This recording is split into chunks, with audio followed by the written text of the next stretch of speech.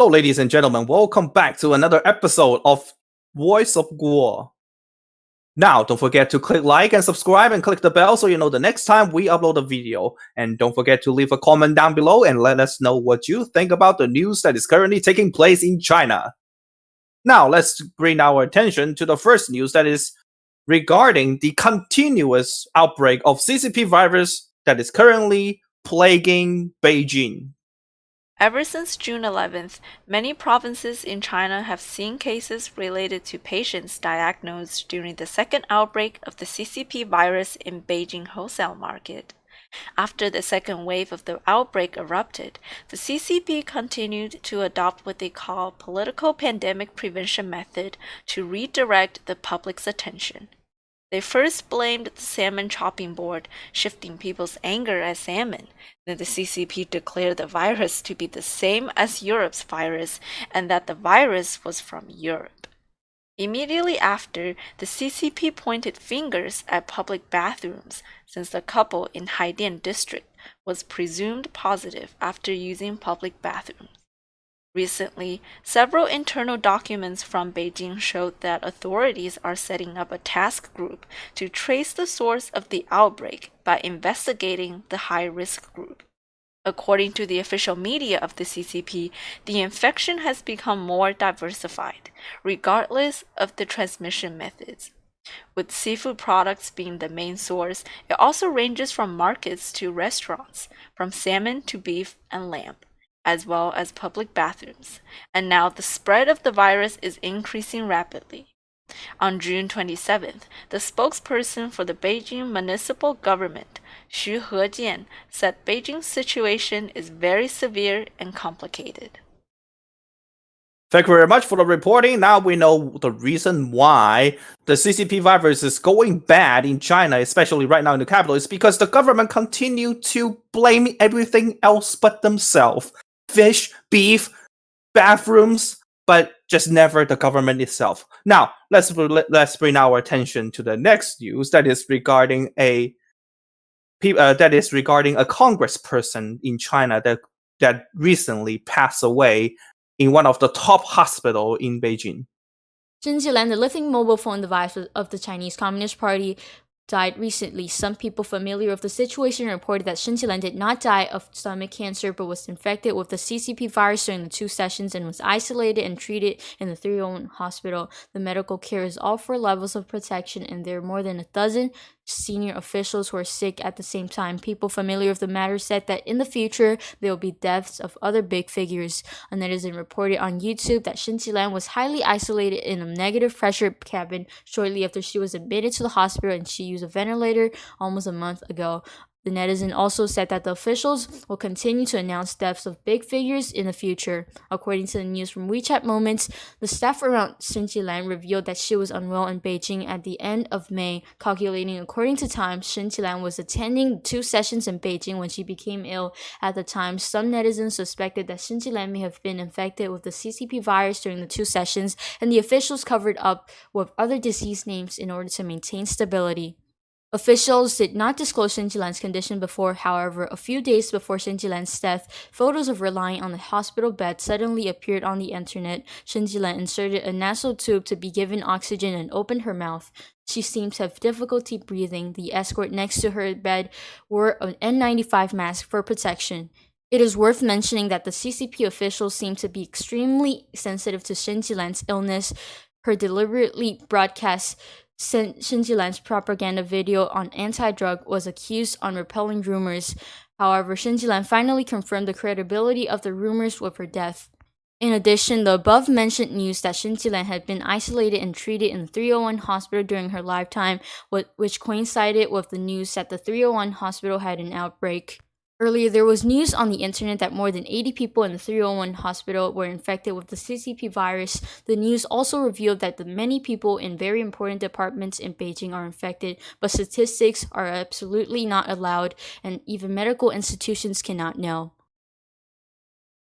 Thank you very much for the reporting. I don't know about you, but I don't believe what CCP official channels are telling me about what kind of illness got this woman. I'm pretty sure it has to be COVID-19. Shen Jilan, one of the first batch of People's Congress member that joined and she first joined the People's Congress back to 1953. Take that, Joe Biden. And you joined Congress in 1973, 20 years earlier than Joe Biden. And she has been in People's Congress forever since the dawn of time, and she has done nothing. Well, a typical do-nothing politician in China, Shen Jilan, and dying of COVID-19 is nothing more deserving. Now, let's go to the next news regarding how the CCP is tightening control on people and how they can spend their own money because the CCP economy is going into obese. The Epoch Times reported on July 1st that Hebei province launched a cash control policy issued by the Central Bank of China in early June. The policy targeted on individuals and business units that have exceeded the threshold and enforce registration of the source of the deposit and the purpose of the withdrawal. The information will be collected in the cash information system. Hebei province is the first province to implement this policy in mainland China, and soon Zhejiang province and Shenzhen will start on October 1st. The personal deposit and withdrawal limits in these two regions are 300,000 and 200,000 yuan respectively, and the deposit and withdrawal limits for corporate units are the same as those in Hebei province. The Chinese Communist Party allegedly plans to conduct a 2-year program. The Central Bank of the CCP issued the notice on the large-scale cash management for the first time on June 9th, which elicited a lot of criticism from the internet. Mainland citizens questioned why the bank account was already opened under real name needs to register again. This is a violation of privacy and there's no more freedom to access your own money. On July 1st, many netizens expressed disgust on Weibo. Netizens said, "How does this not infringe on personal privacy? Please release the government officials' financial reports before analyzing that of our citizens." The Central Bank of China announced on June 9th that the cash management program stated that the scope of management includes large cash deposit and withdrawal for both personal and business accounts, as well as large cash deposit and withdrawal registration for enterprises in specific industries. Regarding the CCP's policy, not only have the mainland people expressed their dissatisfaction, but foreign-funded institutions have also expressed their concern. Xu Xiaoqin, an accountant at Deloitte, said that the Central Bank of China would monitor the overseas cash, including overseeing the large cash receipts and payments of personal accounts and analyzing the cash access information of both domestic and non-domestic citizens. In CCP-controlled China, your money is not your money. When you want to access your money, the CCP party can always say no. But the government can always access your personal money and take away your personal wealth at their own pleasure. Now, let's look at the next case regarding the continuous spread of CCP virus that is currently taking place in Beijing. Case diagnosed in shopping mall of Beijing. At noon on July 2nd, in Wanda Plaza, Shijingshan District, a female customer received a positive nucleic acid test from the China-Japan Friendship Hospital. The woman cried out loud inside the mall. The video went viral on the internet. Soon after, the mall has cleared all customers. Wanda Plaza is located next to the Shijingshan District government of the CCP. After District Health Committee received the report, the woman was transferred to the hospital for investigation. The restaurant where the woman had previously eaten has to be closed and disinfected. On the same day, the shopping mall has been closed entirely and notified that every staff who worked in the morning must be tested.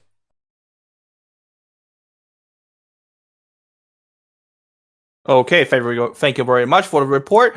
Now let's turn our attention to the continued terrifying weather situation that is currently taking place in China. Beijing's strongest rainfall during flood season. Nearly 2 million people in Hubei also affected. As of July 1st, there have been 304 rivers in China, that have had floods exceeding the warning limit. From the night of July 2nd to noon on the 3rd, Beijing area will be hit by the strongest rainfall of the flood season this year. From July 4th, Hubei province will also have a new round of heavy rainfall. The floods since June the 27th have affected 1.98 million people in 63 counties in 14 cities in Hubei province. The chief forecaster of the Beijing Meteorological Station reported that, from the night of July 2nd to noon on the 3rd, Beijing will have some of the most noticeable rainfalls since the flood season began on June 1st this year. Among them, there will be thunderstorms or showers in the Beijing area during the day with intense short localized rainfall. The rainfall in most areas at night is moderate, with greater intensities in the northern and western parts, and heavy rainfall will be observed in local areas. The report also pointed out that, according to the current meteorological data, it is estimated that Beijing will exhibit thunderstorms from July 4th to 10th. In addition, the Hubei Provincial Emergency Management Department stated on July 1st that since the heavy rainfall on June 27th, the resulting floods have caused a total of 1.98 million people to be affected in 63 counties in 14 cities in the province, with 3 deaths due to the disaster. 22,800 people have undergone emergency relocation. 186,000 hectares of crops were affected, and at least 11,600 properties were damaged in varying degrees due to the disaster.